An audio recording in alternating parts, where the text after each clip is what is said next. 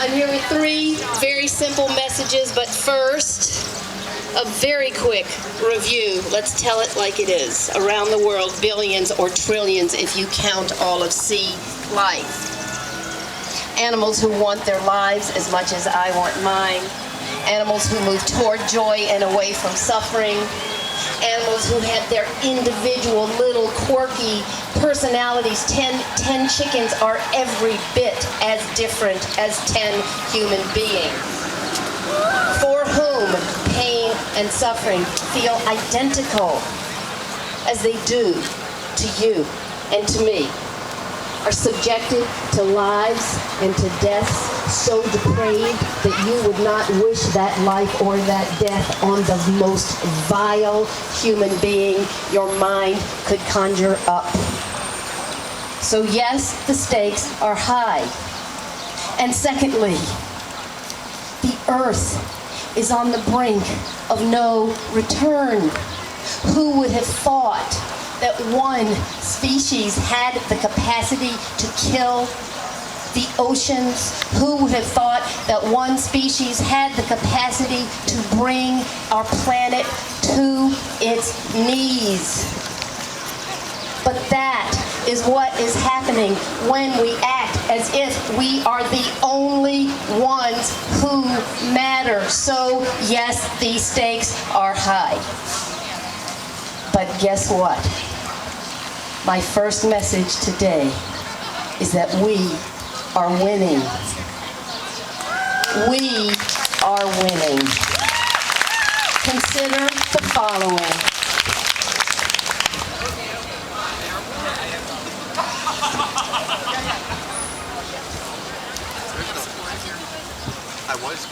From 1980, first of all, the Nobel Prize-winning economist Alvin Roth predicted that in the very near future, veganism will become the dominant paradigm in the very near future.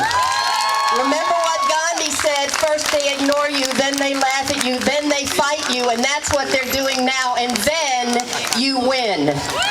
From 1980 to 2015 in Canada, beef, pork, and veal consumption have plummeted. Chicken consumption has been declining since 2007. Canadian milk consumption has dropped 25% in the last 20 years. The statistics are similar for the U.S. In a survey commissioned by the Dairy Farmers of Canada, 10% of non-milk drinkers stated that they had gone vegan, and 8% said they no longer wanted to support an industry whose practice they regarded as cruel. From 2009 to 2013, the number of vegan food launches doubled. Everybody can conjure up your own list, your own proof that we are winning. It wasn't so very long ago that the dairy aisle was dairy. When you went to get milk, you could only get cow's milk, not that very long. And now, even in the most mainstream supermarkets, there is hemp, there is coconut, there is soy, there is almond, there is rice. Me too.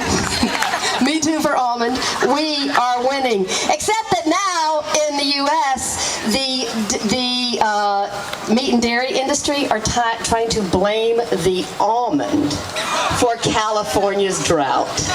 We heard a story on story on public radio a couple weeks ago that blamed the almond for the drought in California.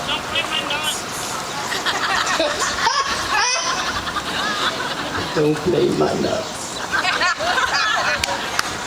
Another big piece of evidence that we are winning, there is an advisory committee to the FDA, the group, the USDA and the FDA, the ones that determine school food, the menu for public school food, that you might have heard about this up here.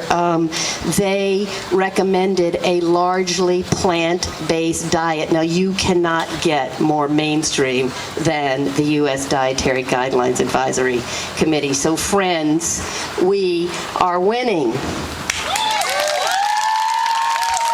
second little message that I bring today, and I am so touched because I've never done anything like this. Like I said, I am at the other end with the lucky few. And I thought I would feel among you more anger. And so part of what I was about to say is based on that misperception that I thought I was going to feel. Instead, I felt a lot of what I'm about to talk about.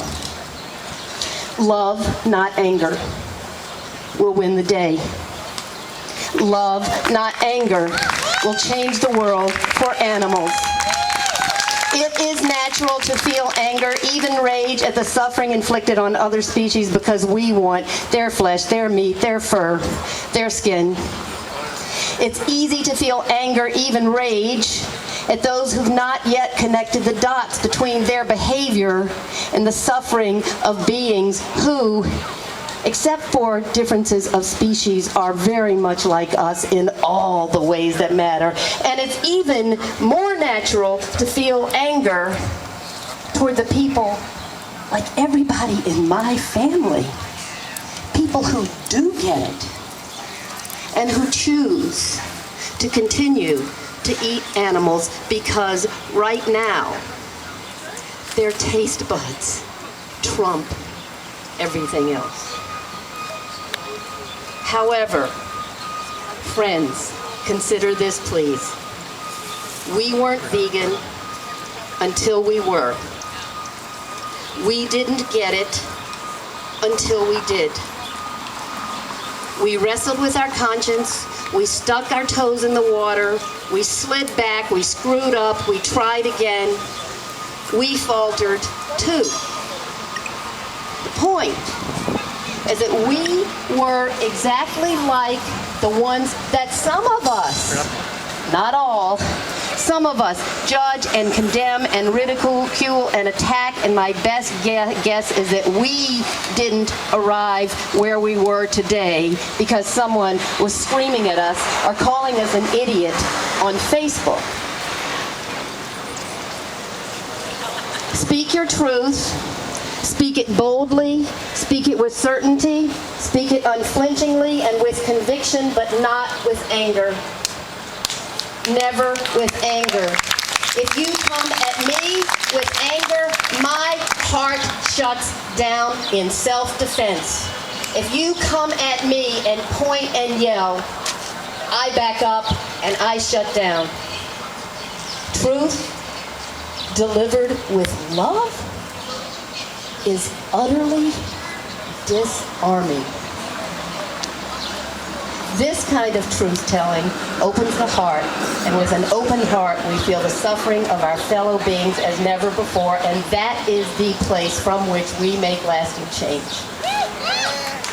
So check your anger at the door, see yourself and those you seek to change, and lead with love.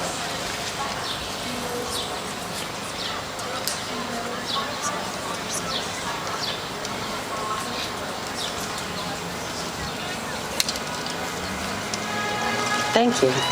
Martin Luther King said, maybe he's listening, you have very little morally persuasive power with people who can feel your underlying contempt. Thank you. I don't know that quote. Thank you for that. The third message that I bring on this momentous day is a reminder that the work we are doing is part of the largest, most difficult, and most urgent social change movement of all time. We are not asking one race to change in relation to each other, not asking one gender to change in relation to each other, not asking people of a particular religious group, social class, sexual orientation to change in regard to others, to become more tolerant and more accepting of the idea that we all deserve freedom and dignity and opportunity. We are asking every single person on this planet to change not only their attitudes, but their behavior. So of course, it's hard. Of course, it takes time. it's a tall order. But because it is a tall order, remember the enormity of the challenge. Keep your perspective when things don't happen overnight. Be good to yourself because the world needs the very best in you, and it needs you to be here for the long haul. Not for one march, for many marches, for many conversations, for many vegan get-togethers. See all your fellow human beings as potential allies. Believe in the individual's capacity for change. We all changed. We all changed. Believe in our fellow human beings' capacity to change for good. Love and support each other. After all, we and the animals are the only ones we have. I close with the words of Margaret Mead. Never doubt that a small group of committed citizens can change the world. Indeed, it is the only thing that ever has. We're the ones we've been waiting for. Onward. Onward.